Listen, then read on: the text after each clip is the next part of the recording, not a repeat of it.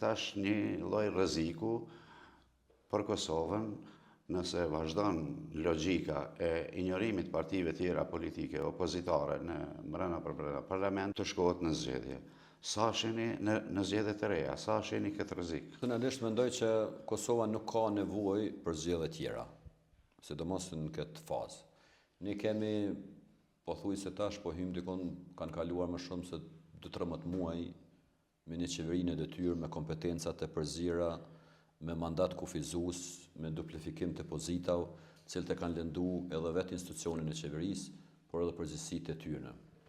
Ne e thojmë haptas, ne kemi bërë edhe kallëzim penal ndaj ministrave duke mbajtur 2 pozita njëherësh, edhe mendojmë që ka pasur edhe keqpërdorim të paras publike dhe këtë e kemi bindje edhe me fakte.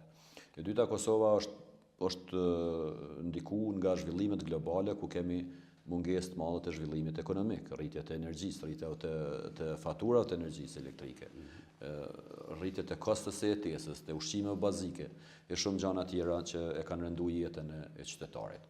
Ne kemi një parti që e ka marrë besimin më shumë se 50% të votave të qytetarëve të Republikës së Kosovës. Jo për të ikur përgjithësisë, po i takon gjithmonë të parit që të krijoj ambient, të krijoj mundësi për krijimin dhe formimin e institucioneve të reja.